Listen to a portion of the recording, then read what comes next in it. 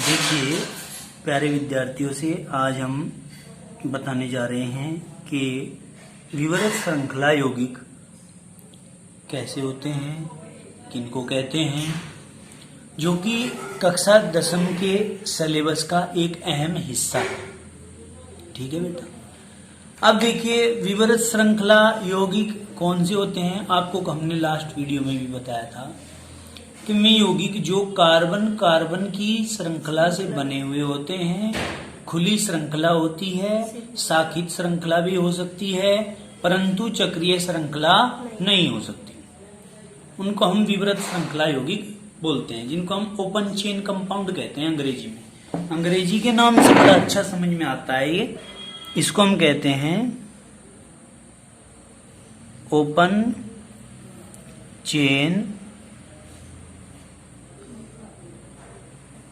Compound. बताइए इतनी बात समझ में आ रही है क्या? देखिए में सभी कार्बनिक यौगिक जिनके अणुओं में कार्बन के सभी परमाणु खुली श्रृंखला में सीधे या शाखा युक्त रूप में व्यवस्थित होते हैं। क्या भाई? में सभी कार्बनिक यौगिक जिनके अणुओं में कार्बन के सभी परमाणु खुली श्रृंखला में सीधे या शाखा युक्त रूप में व्यवस्थित होते हैं। कैसे? सीधे या शाखा युक्त रूप में व्यवस्थित होते हैं, विवरत श्रृंखला या एलिफैटिक यौगिक कहलाते हैं। क्योंकि अधिकांश विवरत श्रृंखला वाले यौगिकों को वसाव से प्राप्त किया जाता है, फैट से प्राप्त किया जाता है। कैसे बेटे? फैट से प्राप्त किया जाता है, इसलिए इन्हें एलिफैटिक यौगिक कहा जाता है या कहा जाने लगा। एलिफैटिक शब्द ग्रीक भाषा के शब्द एलिफर से बना है। किससे भाई? ग्रीक भाषा के शब्द एलिफर से बना है, जिसका अर्थ है वसा या चर्बी। क्या? वसा या चर्बी।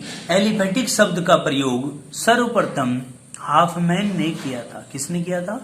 हाफमैन ने किया था एलिफैटिक शब्द का प्रयोग। क्लियर होगी बात? कोई दिक्कत तो नहीं है। अब आगे देखो, ये यौगिक है यहाँ पर C2H कितने हैं बेटे? 6 सिंगल बॉन्ड आ रहा है सब में, तो एथेन की बात कर रहे हैं। ये एथिलीन है, ये ब्यूटेन है, ये शाखा युक्त यौगिक है इसमें। ठीक है ना? ये कैसे यौगिक हैं? शाखा युक्त यौगिक हैं। ये भी शाखी यौगिकों में किस श्रेणी में आते हैं? ये देखिए, आपको कैमरे में दिख नहीं रहा होगा, ये भी तो शाखित यौगिक हैं। और ये एसिटिलीन है, तो क्या है? सिंगल बॉन्ड वाले भी आ रहे, डबल बॉन्ड वाले भी आ रहे, ट्रिपल बॉन्ड वाले भी आ रहे। पर बेटे है तो सब में शाखाई, चक्रीय तो नहीं है। इनको हम बना के देखते हैं स्ट्रक्चर को।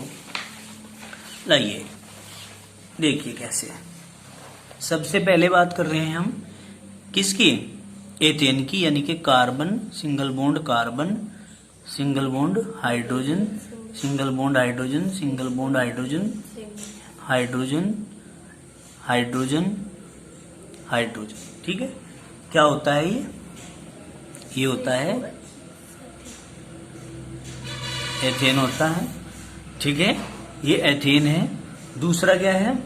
कार्बन, डबल बॉन्ड कार्बन, एक हाइड्रोजन यहाँ, एक हाइड्रोजन यहाँ, एक हाइड्रोजन यहाँ, एक हाइड्रोजन यहाँ। बेटे इसमें सब में सिंगल बॉन्ड आ रहे थे, क्योंकि कार्बन की वैलेंसी 4 होती है, संयुजकता 4 होती है। क्यों होती है 4? क्योंकि इलेक्ट्रॉनिक विन्यास करते समय कार्बन के बाह्यतम कोश में 4 इलेक्ट्रॉन उपस्थित होते हैं। ठीक? देखिए 1 2 3 4। इस कार्बन का चेक करेंगे, 1 2 3 4। इस कार्बन का चेक करिए इस वाले यौगिक में, ये अलग यौगिक है जिसका नाम क्या है? एथिलीन। क्या है बेटे? एथिलीन। 1 2 3 4। इस कार्बन का 1 2 3 4 4 हो रहे हैं, कंप्लीट होगी। बात करते हैं किसकी? एन ब्यूटेन की। तो ब्यूटेन के लिए 1 2 3 4।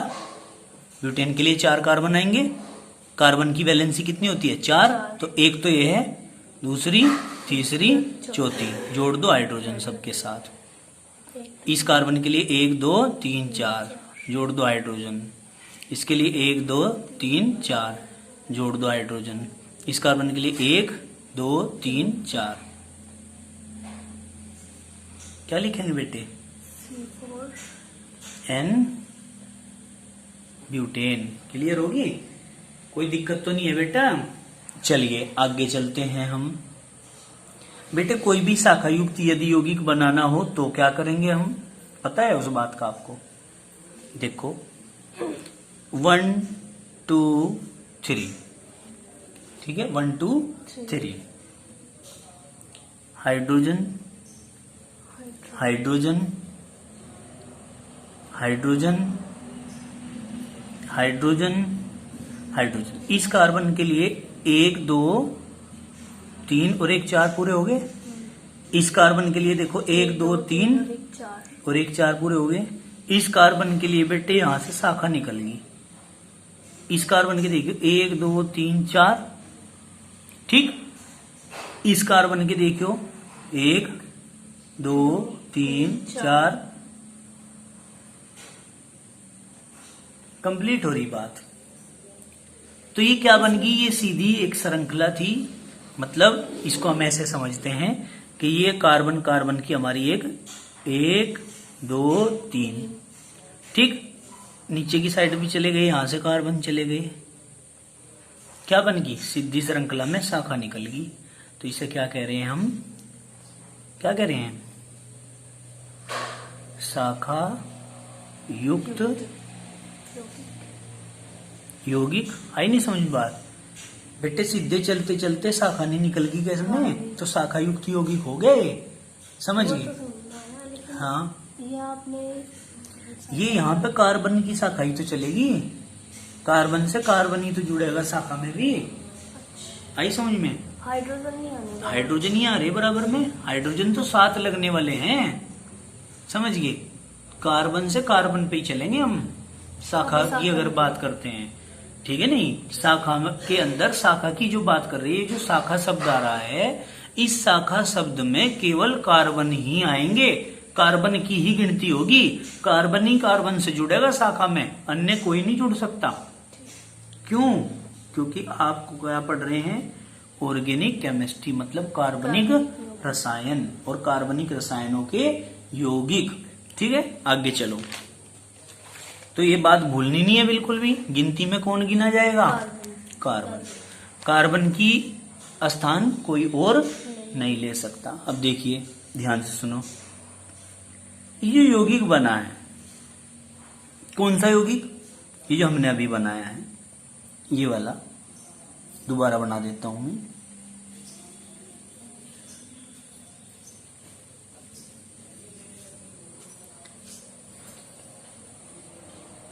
ये वाला यौगिक, और ये यहां, इसको आप और करके इसको अगर हम ध्यान से देखें तो ये पूरा क्या है बेटे? ये वाला रेड पेन कहां गया? अगर हम इतने पार्ट और इतने पार्ट की बात करें तो क्या कहेंगे हम इसको? CH3 कह देंगे, कोई दिक्कत तो नहीं है। जब हम इसको इतने पार्ट को CH3, इतने पार्ट को CH3, इतने पार्ट को CH3 कह सकते हैं, तो बेटे इसकी स्ट्रक्चर को हम यहां CH3, ठीक है, सिंगल बॉन्ड, ये क्या है यहां? CH सिंगल बॉन्ड, ये क्या है यहां? CH3, नीचे की साइड सिंगल बॉन्ड, ये क्या है यहां? CH3 कह सकते हैं कि नहीं कह सकते हैं? आई नहीं समझ बात? तो इस तरह भी हम इसको लिख सकते हैं और हम कह सकते हैं कि सीधी श्रृंखला में ये निकल गई शाखा। तो ये क्या हो गया? कंपाउंड हो गया, शाखित। कैसा? शाखित कंपाउंड हो गया ये। अब दूसरा ये भी कर सकते हो आप, जैसे ये हाइड्रोजन है, हाइड्रोजन से कार्बन जुड़ रहा है और ट्रिपल बॉन्ड, यहाँ पर कार्बन, सिंगल बॉन्ड हाइड्रोजन। इस कार्बन की वैलेंसी 1 2 3 4, इस कार्बन की 1 2 3 4 पूरे तो हो रहे हैं। तो ये है आपका क्या?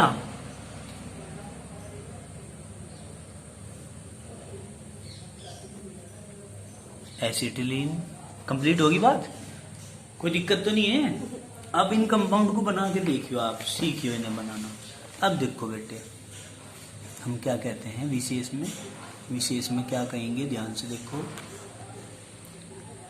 यह आवश्यक नहीं है कि कार्बनिक यौगिक में सभी कार्बन परमाणु सीधी श्रृंखला में जुड़े हों।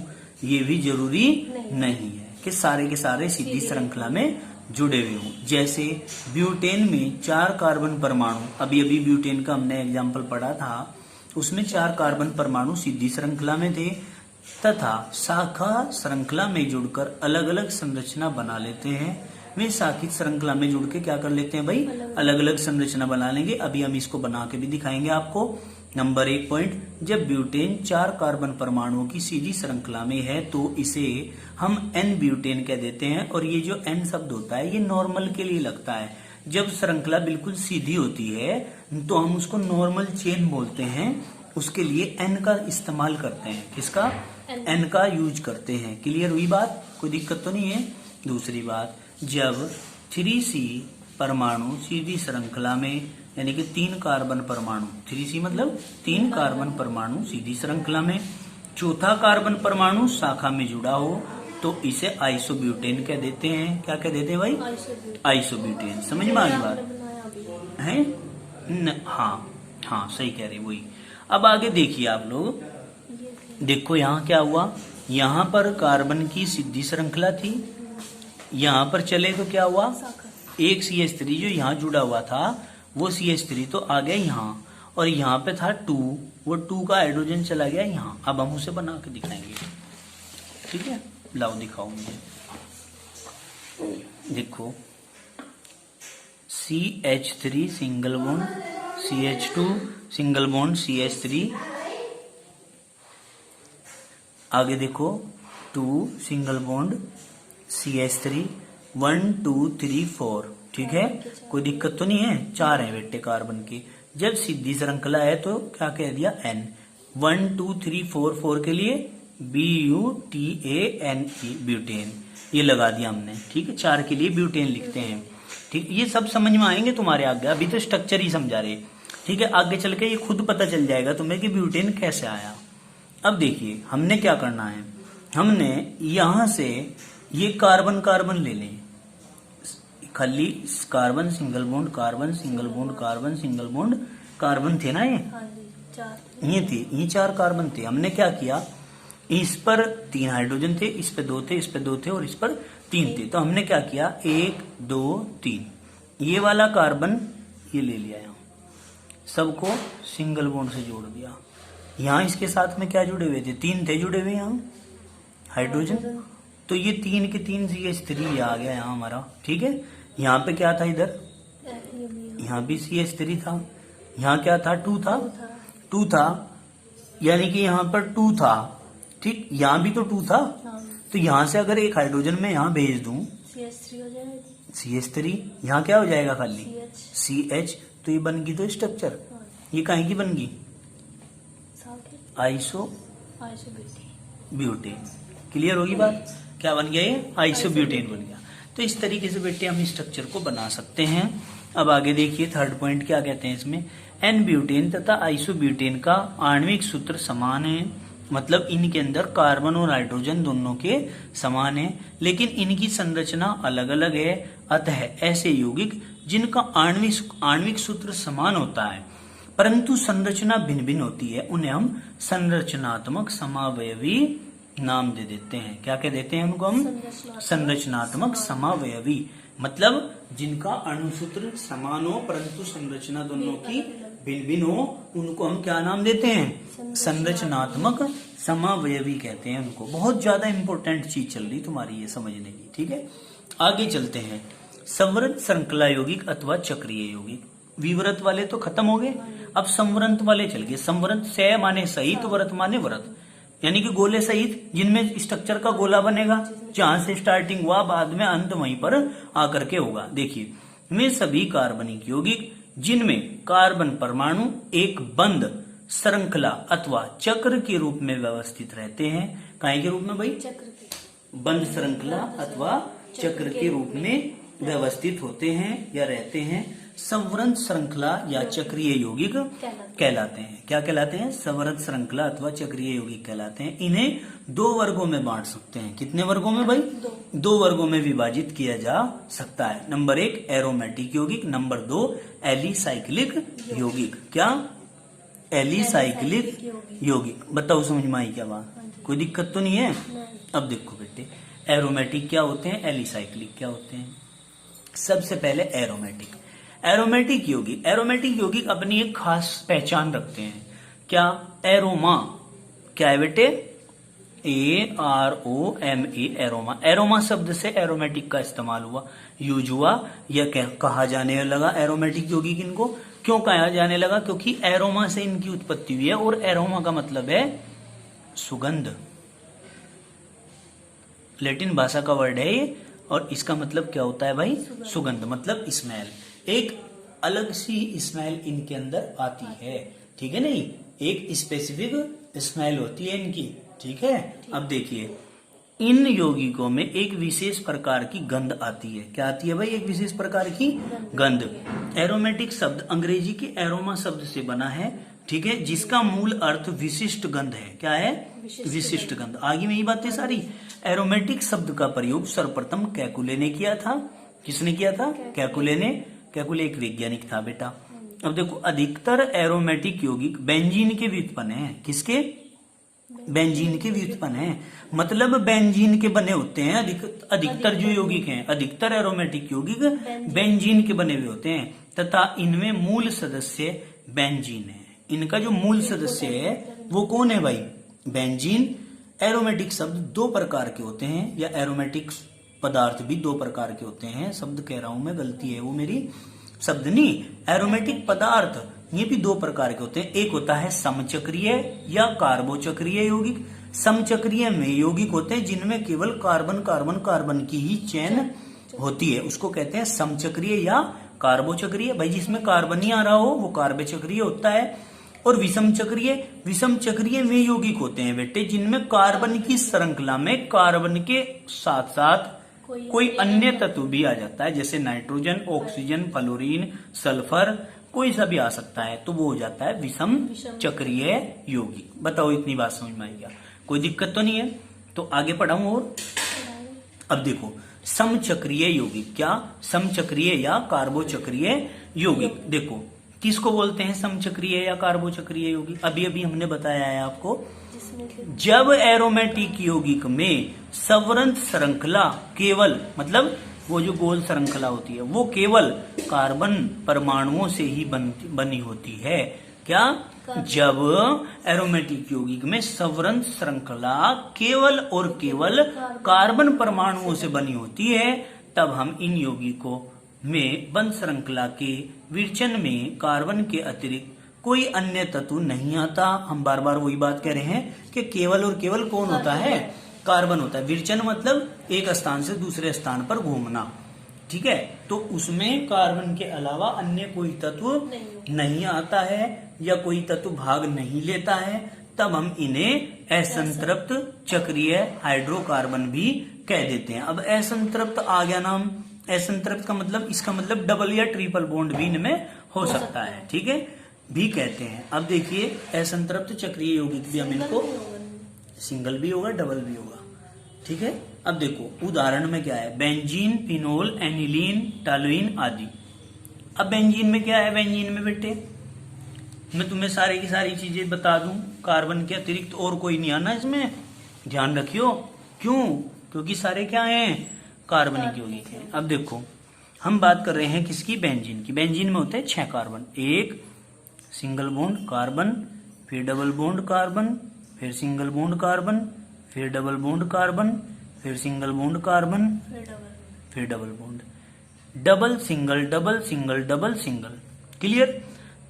इसमें hydrogen hydrogen hydrogen hydrogen hydrogen hydrogen, ठीक है, कोई दिक्कत तो नहीं है। इसे क्या कहते हैं हम? बेंजीन। क्लियर होगी बात? ये क्या है? बेंजीन। अब इसके बाद फिनोल की बात कर रहे हो, कार्बन नहीं आया, यहां से चले क्या आया सारे में, कार्बन है। इसमें देखिए फिनोल में मतलब बाहर की तरफ हाइड्रोजन या कोई तत्व जुड़ा हो सकता बेटे चक्रीय श्रृंखला में देखो कौन है, है। कार्बन है। हाँ ग्रुप में देखो कौन है, carbon single bond, carbon double bond, carbon single bond, carbon double bond, carbon फिर सिंगल बॉन्ड कार्बन, फिर double bond carbon, carbon single bond carbon, double bond फिर कार्बन, फिर सिंगल बॉन्ड कार्बन, फिर डबल बॉन्ड कार्बन, फिर single bond carbon. इनके साथ क्या है जुड़ रहा, सबके साथ हाइड्रोजन जुड़ गया। और बेटे फिनोल की बात कर रहे हैं तो इस एक कार्बन पर OH जोड़ देना है तो फिनोल बन जाएगा। क्या बन जाएगा, फिनोल। अगर चक्रीय श्रृंखला की बात करें तो इसमें कार्बन के अलावा कुछ है ही नहीं बेचारे है, इस बेचारे के पास तो कुछ भी नहीं है कार्बन के अलावा, तो इसलिए क्या है ये समचक्रीय या कार्बोचक्रीय यौगिक है। दूसरा क्या कहा, एनिलीन। एनिलीन देखिए carbon carbon carbon, carbon carbon carbon, single bond double bond single bond, ठीक है बेटा, फिर डबल बॉन्ड, फिर सिंगल बॉन्ड, फिर डबल बॉन्ड, यहां पर क्या NH2, बाकी सबके साथ क्या, हाइड्रोजन। क्या बन गए, क्या बन गए, एनिलीन। जब कार्बन की श्रृंखला में NH2 जुड़ जाएगा तो एनिलीन, जब कार्बन की श्रृंखला में OH जुड़ जाएगा तो फिनोल, जब कार्बन की श्रृंखला में हाइड्रोजन होंगे सब जगह तो फिर बेंजीन। अब बात करते हैं किसकी, टॉलुइन की। का इस चक्रीय श्रृंखला में कार्बन के अलावा है क्या कुछ, तो इसलिए ये भी क्या है चक्रीय। Carbon carbon carbon carbon carbon और कार्बन, सिंगल डबल बॉन्ड, फिर सिंगल फिर डबल बॉन्ड, ठीक है। यहाँ पे हाइड्रोजन, यहाँ पे हाइड्रोजन, यहाँ पे हाइड्रोजन, यहाँ पे हाइड्रोजन, यहाँ पे हाइड्रोजन, यहाँ कार्बन के स्थान पे क्या है बेटे, इसके स्थान पे और क्या आ सकता है बेटे,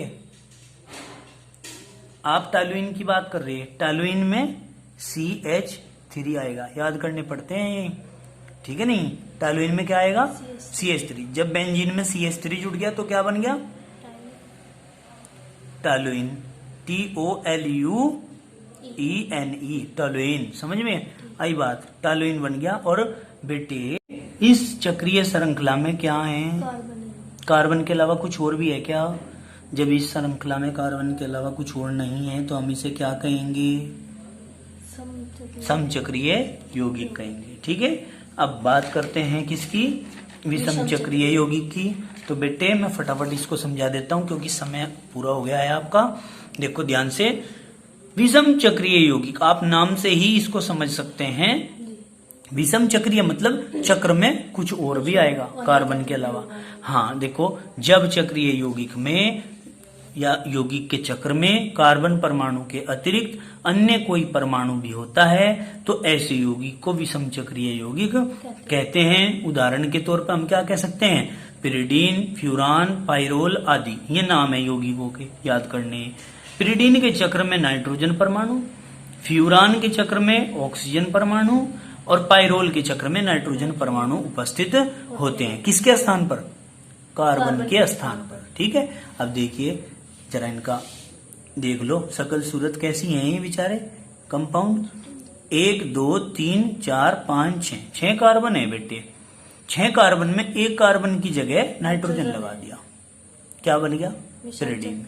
लेकिन गलती क्या हो रही है, यहाँ डबल डबल डबल ही लगा रखे इन्होंने, गलती कर रखी ना, तो इसलिए हम यहाँ क्या करेंगे मेरे बेटे, ध्यान से सुनो।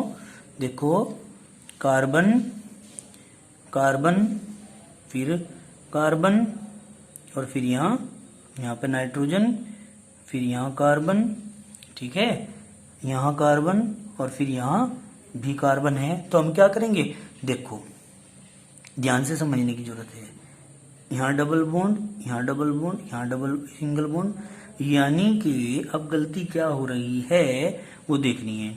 देखो, एकांतर क्रम में एकल और डबल बॉन्ड आने हैं, सिंगल और डबल बॉन्ड आने हैं, तो मतलब अगर यहाँ डबल बॉन्ड है तो यहाँ क्या आएगा, यहाँ केवल और केवल सिंगल बॉन्ड आएगा। जब यहाँ सिंगल बॉन्ड आ गया तो यहाँ क्या आएगा, डबल बॉन्ड। जब यहाँ डबल बॉन्ड आ गया तो यहाँ क्या आएगा, सिंगल। यहाँ सिंगल आ गया तो यहाँ डबल, और जब यहाँ डबल आ गया तो यहाँ पर सिंगल। समझ में आई बात। और यहाँ हाइड्रोजन, यहाँ हाइड्रोजन, यहाँ हाइड्रोजन, यहाँ हाइड्रोजन, यहाँ पर हाइड्रोजन, तो क्या बन गया बेटे, बताओ, पिरिडीन बन गया। आगे समझ में। अब बात करते हैं हम किसकी, फ्यूरान की। ये कार्बन कार्बन कार्बन कार्बन, यहाँ डबल बॉन्ड, यहाँ डबल बॉन्ड, यहाँ सिंगल बॉन्ड, ठीक है। और यहाँ पर बेटे ऑक्सीजन लगा देना है, ठीक। इनके साथ कार्बन के हाइड्रोजन, 1 2 3 और 4, 1 2 3 4, 1 2 3 4, 1 2 3, कहाँ 4, 1 2 3 4 पूरे नहीं हो गए। ऑक्सीजन के 2, 1 2 1 2 3 4, इसके पूरे क्या बन गया, फ्यूरान। कार्बन कार्बन आने थे, क्या आ गया, कार्बन की जगह ऑक्सीजन आ गया, ठीक है। अब इसके बाद किसकी बात करते हैं, पायरोल की बात करते हैं बेटे। किसकी, पायरोल की। सेम फ्यूरान की जैसा, कार्बन कार्बन कार्बन कार्बन, ये डबल बॉन्ड, ये डबल बॉन्ड, ये सिंगल बॉन्ड, और बेटे ये क्या है, यहाँ नाइट्रोजन, ये नाइट्रोजन, ये यहाँ पे क्या आ गया, हाइड्रोजन। एक हाइड्रोजन ये, एक हाइड्रोजन ये, एक हाइड्रोजन ये, एक हाइड्रोजन ये। तो बेटे यहाँ पर डबल सिंगल डबल ये चल रहा है, double single double. Carbon carbon में ही तो आएगा ये, कार्बन तो यहीं तक है बस, इससे ऊपर ऊपर, तो यानी कि डबल फिर सिंगल फिर डबल। तो चक्रीय श्रृंखला में तो कार्बन का एकांतर क्रम में सिंगल और डबल बॉन्ड आ रहे हैं, और यहाँ पे नाइट्रोजन के 1 2 3 पूरे हो रहे हैं। नाइट्रोजन की 3 होती है वैलेंसी, 3 पूरे हो रहे हैं। कार्बन की 1 2 3 4, एक इस कार्बन की 1 2 3 4, इस कार्बन की 1 2 3 4 पूरे हो रहे, तो इसका नाम क्या है, पायरोल। क्लियर होगी बात। तो आज के लिए इतना ही काफी, बाकी करेंगे नेक्स्ट टाइम, नेक्स्ट डे। आपको मिलते हैं इसी समय अपनी नई वीडियो के साथ। आप हमारे चैनल को सब्सक्राइब करें, लाइक करें, शेयर करें, जिससे कि समय समय पर हम लोगों के द्वारा बनाई गई वीडियो आप लोगों तक पहुंचते रहें। धन्यवाद सभी भैया बहन। एक सूचना ध्यानपूर्वक सुनेंगे, जिसमें आप लोगों को सूचित किया जा रहा है कि सभी भैया बहन अपने आधार कार्ड में अपनी नाम को, माता पिता के नाम को, जन्म तिथि को और अपने मोबाइल नंबर को ऐड करा लें। ऐड भी कराएं तो किसके अनुसार कराएं, जो आपकी स्कूल में रिकॉर्ड है उसके अनुसार कराएं, ठीक है जी। स्कूल में ऑफिस में जाकर के आप लोग मिल लें और वहां पर जाकर के अपना पूछ लें कि हमारी स्पेलिंग क्या है, नाम की, पिता के नाम की, माता के नाम की, और जन्म तिथि क्या है हमारी, और मोबाइल नंबर आपको जो भी ऐड कराना है वो इसमें ऐड करा के आधार कार्ड ऑफिस में नया आप जमा करा दें, ठीक है जी। धन्यवाद।